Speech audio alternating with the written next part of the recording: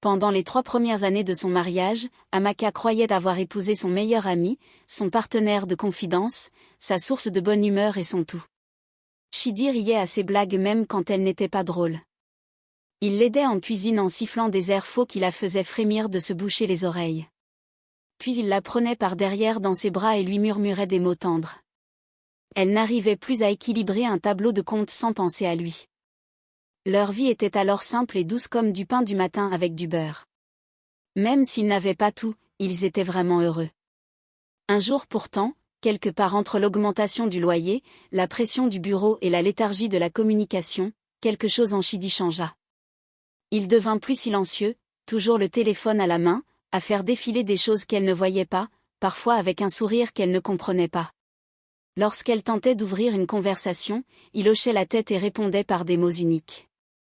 La nuit, il se couchait dans le même lit en lui tournant le dos, respirant profondément comme s'il dormait, tandis qu'Amaka fixait le plafond et se demandait ce qu'elle avait bien pu faire de mal. Elle décida de ne pas rester immobile. Elle se fit de nouvelles coiffures, choisit un parfum neuf, tenta même une nuisette rouge qu'elle croyait pouvoir lui plaire. Mais les yeux de Chidi ne s'allumaient plus. C'était comme si elle s'était lentement changée en ombre dans sa propre maison.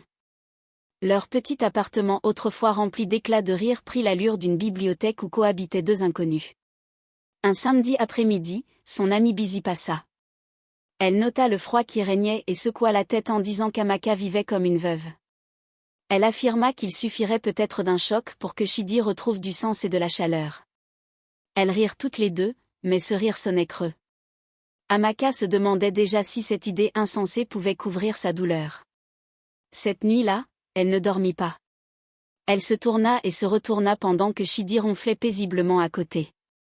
La voix de Busy bourdonnait dans sa tête. Elle se rappela combien Chidi rêvait d'être père quand il parlait d'avenir. Il se voyait porter un enfant sur ses épaules pour aller à l'église et partager son prénom.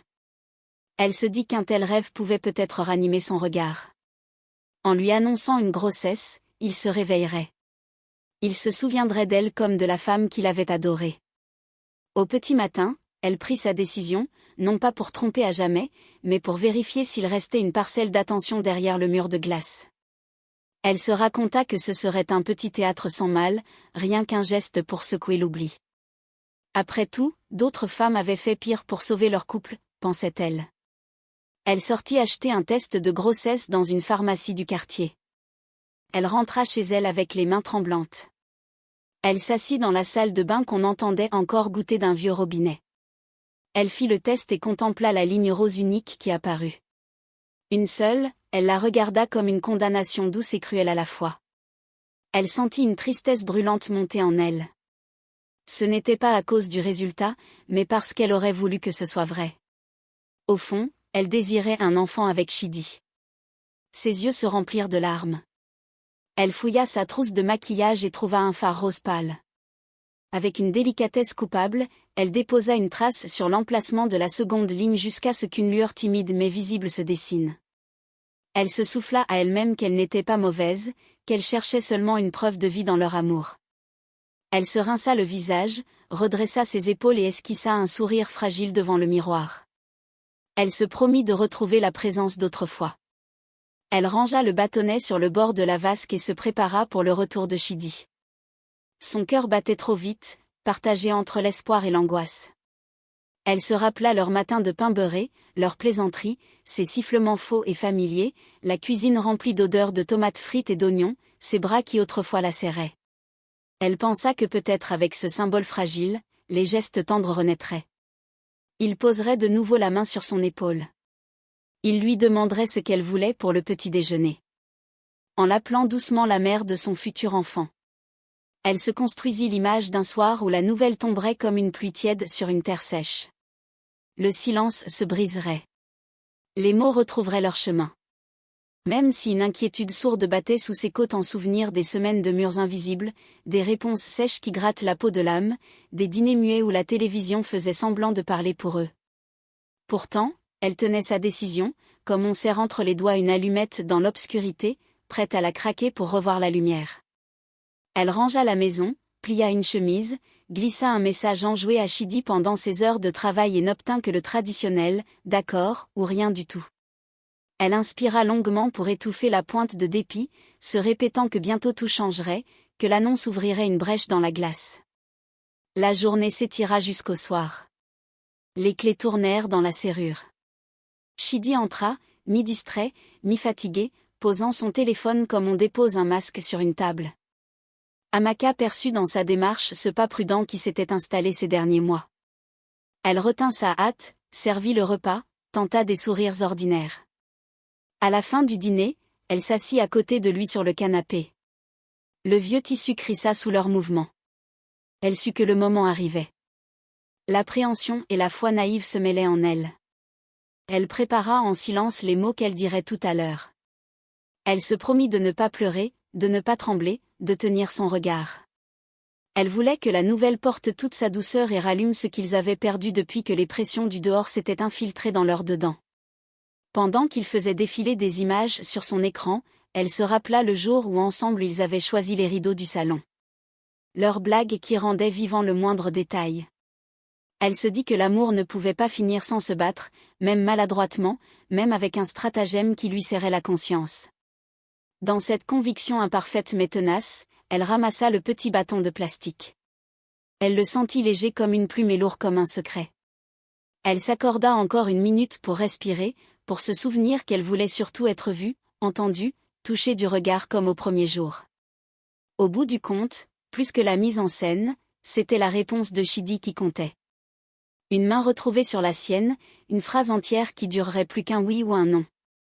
Dans cette attente tendue, elle sentit que la nuit tombait sur la ville, que la lampe du salon diffusait un halo tiède, que l'air vibrait d'une promesse incertaine. Elle garda en tête une unique prière, que ce mensonge provisoire ouvre la porte d'une vérité durable.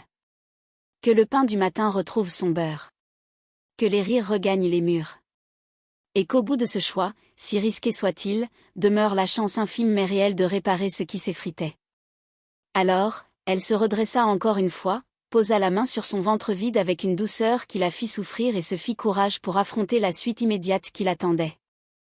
Le soir venu, Amaka se décida et posa le bâtonnet sur la table basse. Après le repas, elle annonça à Chidi qu'elle avait fait un test et que le résultat était positif. Elle lui montra la fine seconde ligne qu'elle avait fait apparaître avec son phare discret. Chidi releva la tête avec un sursaut qui dura une seconde. Son visage se referma dans un sourire trop rapide. Il étreignit Amaka, mais ses bras étaient rigides. Sa respiration trahissait une hésitation. Il se contenta d'une réjouissance pâle qui n'avait pas la chaleur ancienne. Amaka interpréta ce trouble comme la surprise d'un futur père qui doit s'habituer à la nouvelle. Elle se persuada que la joie viendrait plus tard, que le temps ferait fondre la réserve. Cette nuit-là, elle le regarda allongé auprès d'elle. Son téléphone éclairait son visage pendant qu'il défilait des pages. Elle crut un instant qu'il lisait des articles sur les prénoms ou la nutrition de la femme enceinte. Puis elle s'aperçut que son expression n'était pas celle d'un homme attendri. Il paraissait plutôt soucieux et très loin, comme si son esprit marchait dans un couloir sombre. Un frisson d'inquiétude lui traversa le ventre avant qu'elle ne s'endorme à moitié étouffée de questions. Chidi demeurait immobile avec la pensée obstinée qu'il n'avait pas eu de proximité depuis des semaines et que cela ne s'accordait pas avec l'annonce d'Amaka. À l'aube, il se leva tôt en fredonnant un air joyeux qui ne correspondait pas à son humeur réelle. Il salua Amaka avec des mots tendres qu'il n'avait pas employés depuis longtemps. Il l'appela intérieurement « future mère » pour mieux gagner du temps. Puis il sortit sur le balcon quand elle s'assoupit et composa le numéro d'un ami de confiance. Cela, il lui demanda d'une voix basse comment on vérifie la réalité d'un test de grossesse présenté par une épouse. Sola se moqua doucement puis lui dit de récupérer la bandelette afin de la faire analyser par un médecin de son réseau, le docteur Kelechi. Chidi raccrocha, le cœur serré. Il rentra dans la cuisine en fin d'après-midi et fit semblant de s'émerveiller de l'odeur de plantain doré. Il entoura Amaka par la taille avec une douceur appliquée. Ses yeux glissèrent vers le rebord de fenêtre où le test reposait encore. Lorsqu'Amaka se retourna vers l'étagère pour prendre du sel, sa main empauma la bandelette d'un geste précis. Il la glissa dans sa poche et se promit d'en finir avec le doute. Le lendemain, Pendant qu'Amaka croyait qu'il était au travail, il rejoignit celui-ci derrière les bâtiments de l'hôpital et remit le test au docteur Kelechi. Celui-ci ricana avant de le placer dans un petit dispositif. 1 heure plus tard, Kelechi revint avec un constat glacé. Il signala à Chidi qu'il n'y avait pas l'ombre d'une hormone de grossesse. L'objet témoignait d'une intervention cosmétique légère, comme une poudre ou un pigment appliqué sur un emplacement sensible. Chidi baissa les paupières devant la clarté de l'évidence. Il ressentit une douleur aiguë, piquée d'orgueil blessé et de chagrin. Il remercia celui-ci d'un signe bref et regagna la route dans un silence qui bourdonnait. Ses doigts serraient le volant jusqu'à blanchir. Le soir même, il trouva Amaka assise devant une émission où l'on montrait des nouveau-nés et des berceaux. Elle prononça un prénom possible si c'était un garçon. Elle ajouta qu'elle avait aussi une idée si c'était une fille. Chidi essaya d'une voix que la fatigue rendait crédible. Il dit qu'il était simplement épuisé. Au fil des jours, il se transforma en mari modèle. Il ramena des oranges sucrées, des avocats, des comprimés de vitamines prénatales, un petit coussin pour la nuque. Il massait l'épaule d'Amaka pendant que la télévision bruissait. Il plaisantait en disant qu'il ne voulait pas que son enfant naisse maigre comme une natte. Amaka découvrit dans ses attentions un retour de lumière. Elle s'adoucit. Elle pensa que le mensonge avait remis un moteur en marche. La maison respirait de nouveau. Elle ne percevait pas que la sollicitude était un masque et que derrière la bonté, Chidi attendait la fissure du rôle. Un samedi, Chidi lança d'un ton léger qu'il l'accompagnerait à la prochaine consultation anténatale. La cuillère d'Amaka resta suspendue au-dessus de son bol. Elle balbutia qu'il n'y avait pas besoin. Elle ajouta que la clinique où elle se rendait n'acceptait pas les hommes. C'était une structure très privée, presque secrète. Chidi inclina la tête comme un homme qui s'étonne sans se fâcher. Il répondit qu'il la croyait et qu'il n'y avait pas de problème. Quand Amaka s'endormit ce soir-là, il ouvrit son sac en quête d'une carte de patient, d'un reçu, d'une ordonnance. Il ne trouva aucun document, pas même un cachet d'analgésique ou un carnet de suivi. Il soupira avec la certitude qu'elle continuait le théâtre en pensant qu'il dormait. Un autre après-midi, Busy était à la maison. Amaka l'accueillit dans le salon tandis que Chidi resta dans la chambre immobile, les yeux ouverts. Il entendit leur chuchotement filtré par l'embrasure. Busy rappelait à Amaka de marcher plus lentement, de tenir son ventre en éternuant, d'être attentive à ces détails qui font croire. Les deux femmes rirent, un rire court et nerveux. Chidi sentit sa mâchoire se contracter sous la couverture. Son poing se ferma sur le drap. Plus tard, il sortit et demanda d'un ton égal si elle s'était bien amusée. Amaka répondit que oui. Il dit qu'elle riait comme des comédiennes qui préparaient une scène. Amaka fronça les sourcils et lui demanda s'il était jaloux. Il répondit en souriant que non, qu'il ne pouvait pas être jaloux de deux actrices. Il ajouta calmement qu'il fallait simplement s'assurer que le script ne se déchire pas avant la fin du film. Amaka resta interdite, heurtée par la pointe cachée, sans oser demander davantage. La semaine suivante arriva un dimanche froid qui ressemblait à une veille de pluie longue. Chidi arpenta la maison sans blague et sans douceur.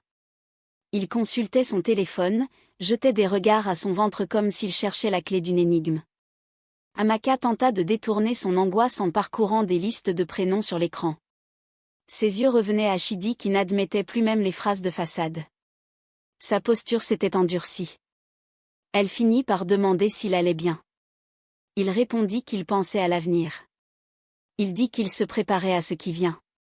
Ce ton suspendu verrouilla davantage la poitrine d'Amaka. Après le dîner, elle se mit à laver les assiettes. Le téléphone de Chidi vibra sur la table. L'écran afficha le nom du docteur Kelechi. Sans réfléchir, Chidi sortit sur le balcon et referma la porte vitrée derrière lui. Ce simple clic fit exploser l'alarme intérieure d'Amaka. Il n'avait jamais pris la peine de se cacher pour un appel. Elle coupa l'eau, essuya ses mains, s'approcha du rideau, retint son souffle et perçut de petits segments de phrases. Chidi remerciait Kelechi. Il disait qu'il attendait le bon moment pour mettre fin à cette comédie. La voix de l'autre répondit un commentaire inaudible. Chidi se permit un rire bref, un rire amer qui n'était pas un rire. Il confirma que la bandelette n'indiquait aucune hormone, qu'Amaka n'était pas enceinte. Il ajouta qu'elle jouait encore sans savoir qu'il savait. Ces mots frappèrent Amaka comme une lame chauffée. Elle eut l'impression que sa poitrine se creusait. Elle recula en trébuchant contre le meuble. Elle pensa un instant qu'elle allait s'évanouir. Un magma d'humiliation et de rage remonta en elle. Elle se tint au bord du rideau jusqu'à ce que Chidi rentre. Encore sous le choc de l'appel, elle lança une question nue pour percer le voile. Elle constata qu'il savait depuis le début. Elle vit son visage se figer. Le téléphone lui glissa des doigts. La dispute éclata aussitôt. Chidi l'accusa d'avoir falsifié un lien sacré. Amaka répondit qu'elle avait seulement voulu vérifier s'il restait quelque chose de vivant entre eux. Elle suffoquait d'être ignorée. Elle brûlait de solitude. Elle avait cherché une étincelle pour qu'il la voie. Chidi répliqua avec un mélange de sarcasme et de douleur qui faisait plus mal que le silence. Il évoqua la tromperie infligée à sa famille, à sa mère qui remerciait le ciel pour un petit enfant imaginaire. Amaka hurla qu'il n'avait pas le droit de la peindre en monstre puisqu'il avait tué le regard d'abord. Il l'avait rendue invisible, honteuse et affamée d'un mot entier. Chidi énuméra ce qu'il avait vu, les simulacres de nausées, les mensonges sur des rendez-vous cliniques, la façon dont elle bourrait un oreiller pour arrondir sa silhouette. Amaka demanda ce qu'il avait prévu de faire. S'il voulait la confondre devant leurs proches, la jeter en pâture, la réduire à une farce publique. Il répondit qu'il attendait qu'elle avoue, qu'il n'avait pas besoin de tribunal, que désormais le spectacle était lancé. Amaka, ivre de honte, leva la main et frappa la joue de Chidi. Le bruit sec se répandit dans la pièce comme un éclair qui fend le ciel noir. Ils restèrent figés. Chidi porta sa main à sa joue, esquissa un rire éteint et dit d'un ton grave que voilà jusqu'où ils avaient glissé. Amaka répondit que c'était parce qu'elle ressentait encore quelque chose, qu'il était devenu pierre. Autrefois, il l'aimait. Elle demanda ce qui s'était brisé en lui. Chidi s'approcha à une respiration d'elle et prononça que peut-être rien de cela n'aurait surgi si elle avait choisi la confiance plutôt que l'astuce. Si elle avait parlé au lieu d'écrire une pièce. Amaka se couvrit le visage en pleurant. Elle confessa qu'elle avait agi par peur de le perdre. Chidi conclut d'une voix basse et définitive qu'elle l'avait déjà perdu. Au même instant, on frappa à la porte.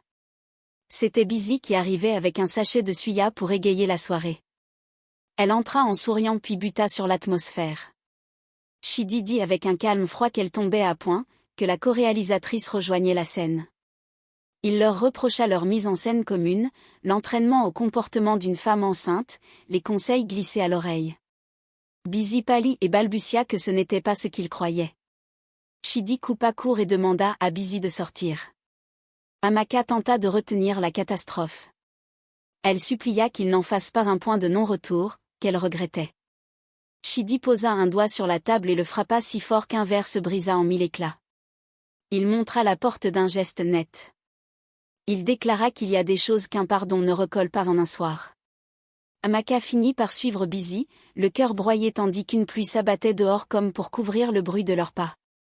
Elle se retourna avant de franchir le seuil et vit Chidi figé au milieu du salon. Figure immobile d'un homme frappé par sa propre colère. La porte se referma derrière elle avec un son lourd qui ressemblait à la chute d'un toit dans une vieille maison. Cette nuit-là, Chidi demeura assis devant les débris de verre. Il sentit les larmes monter et céder. Il murmura qu'ils étaient devenus des acteurs d'une tragédie qu'ils avaient écrite à deux. Le matin, Amaka rassembla quelques effets et trouva refuge chez sa sœur à l'autre bout de la ville. Elle traîna son chagrin comme une valise trop lourde. Ses yeux gonflés brûlaient. Sa voix se brisait à force de répéter l'histoire à ceux qui demandaient. Les avis fusaient et laissaient des traces. Certains disaient qu'elle avait mérité l'issue, d'autres disaient que Chidi avait été cruel. Mais au fond d'elle, la vérité avait la forme d'un trou. Elle savait qu'elle avait menti sans malice pure, que son geste venait de la solitude et de la fin d'un regard. Elle revivait la scène où Chidi avait prononcé qu'elle l'avait déjà perdu. Parfois, elle prenait son téléphone, défilait jusqu'à son numéro puis reposait l'appareil sans oser appeler. La fierté et la honte formaient une barrière. De son côté, Chidi ne dormait plus vraiment. Il passait ses soirées dans le salon désert, trébuchait sur une écharpe oubliée, regardant des chaussons restés près de la porte. Chaque vestige réveillait une culpabilité acide. Il se répétait qu'il avait eu raison de défendre la vérité, qu'il fallait une leçon. La certitude s'effritait quand le silence avalait la pièce. Derrière la tromperie se tenait une femme qui avait voulu ne plus être transparente. Une femme qui avait tenté maladroitement de croire à tort que le choc ranimerait la tension. Les jours s'allongèrent de part et d'autre sous une pluie qui ne cessait pas, comme si le ciel lui-même se penchait sur la fissure de leur foyer. La maison d'Amaka et de sa sœur sentait la soupe et le linge humide. La maison de Chidi sentait la poussière et la tasse de thé oubliée. Tous deux respiraient au rythme d'une absence qui reculait difficilement tandis que l'histoire se tendait vers un point où il faudrait choisir entre avoir raison et être aimant.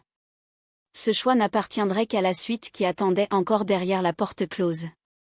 Les jours passèrent lentement comme des ombres étirées dans la maison de la sœur d'Amaka. La pluie semblait ne jamais vouloir cesser, frappant contre les vitres avec la même insistance que ses pensées contre sa mémoire.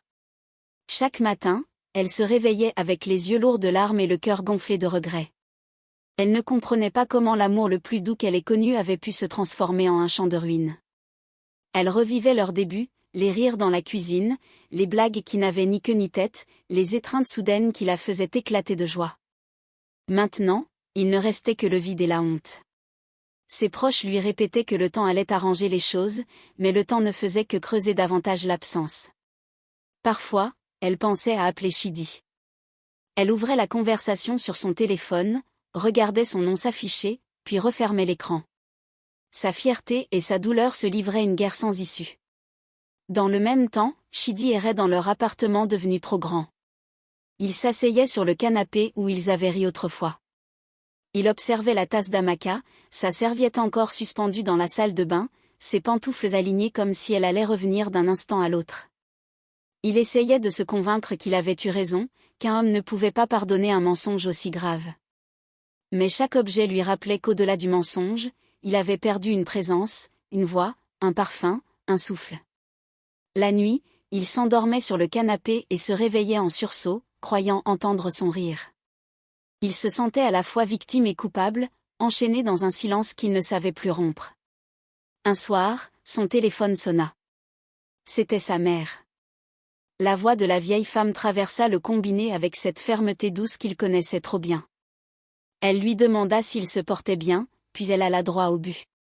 Elle lui dit qu'elle avait entendu ce qui s'était passé, qu'elle savait qu'Amaka était partie et qu'elle ne pouvait pas garder le silence. Chidi tenta d'expliquer qu'il avait été trahi, qu'elle avait menti à tout le monde, qu'il ne pouvait plus lui faire confiance. Mais sa mère coupa court. Elle lui demanda s'il avait déjà menti, ne serait-ce qu'une fois dans sa vie. Elle lui rappela que la fierté et la rancune ne nourrissent personne, qu'elles consument seulement le cœur. Elle lui dit qu'Amaka n'était pas une femme mauvaise, qu'elle avait agi par peur, par solitude, parce qu'il s'était éloigné. Elle lui rappela que cette femme avait vendu ses bijoux quand il avait perdu son emploi, qu'elle avait supporté la faim, qu'elle avait dormi à ses côtés quand tout le monde l'avait abandonnée. Elle lui dit qu'un mariage ne meurt pas quand on a tort, mais quand on choisit d'avoir raison plutôt que d'être bon. Ces mots restèrent suspendus longtemps dans la tête de Chidi. Il ne répondit rien. Sa mère soupira et conclut qu'il devait réfléchir avant qu'il ne devienne l'histoire que les gens racontent en secouant la tête. Cette nuit-là, Chidi ne dormit pas. Il marcha d'une pièce à l'autre. Il regarda le plafond, le mur, le miroir comme s'il cherchait dans chaque reflet une réponse. Finalement, il s'assit sur le bord du lit et sentit ses larmes couler sans qu'il puisse les retenir. Il se souvint du jour où il avait rencontré Amaka, du premier sourire qu'elle lui avait lancé à travers un comptoir de banque. Il se souvint de la première fois où elle avait ri de ses chansons fausses, de la première fois où elle lui avait préparé du riz brûlé et qu'ils avaient mangé en plaisantant. Il comprit que la colère n'effaçait rien, qu'elle ne réparait rien et que l'amour, même blessé, restait plus fort que la honte. Alors, il se leva, prit ses clés et sortit dans la nuit humide sans savoir où aller. Il conduisit longtemps, les phares dessinant des lignes dorées sur le bitume trempé. Finalement, il s'arrêta près d'un carrefour, posa ses mains sur le volant et murmura un mot unique, assez. Le lendemain matin, Amaka était assise sur la véranda de sa sœur. Elle fixait le vide, perdue dans ses pensées quand elle entendit frapper au portail. Son cœur fit un bond. Elle resta immobile quelques secondes avant d'aller ouvrir. Là, Debout sous la lumière grise du matin, se tenait Chidi. Il paraissait fatigué, les traits tirés, un petit sachet de fruits à la main. Ses yeux n'avaient plus l'éclat orgueilleux d'avant. Ils étaient pleins de lassitude et de tendresse mêlée. Il demanda s'il pouvait entrer. Amaka hocha la tête sans parler. Ils s'assirent dans le salon silencieux. Le bruit de la pluie sur le toit était le seul son qui existait. Chidi posa le sachet sur la table et leva les yeux vers elle. Il dit qu'il n'était pas venu pour discuter ni pour accuser. Il était venu pour dire pardon. Amaka resta figée. Elle crut mal entendre. Chidi reprit calmement. Il dit qu'il avait été blessé, en colère, mais aussi orgueilleux. Il reconnut qu'il avait joué un rôle, qu'il avait voulu la faire souffrir comme il avait souffert et que c'était une erreur. Il dit qu'il aurait dû lui parler, chercher à comprendre au lieu de répondre à la tromperie par le mépris. Les larmes montèrent aux yeux d'Amaka. Elle répondit qu'elle aussi avait eu tort, qu'elle avait menti, qu'elle avait agi par peur. Elle lui expliqua qu'elle s'était sentie invisible, qu'il ne la regardait plus, qu'elle avait eu besoin de sentir encore qu'elle comptait.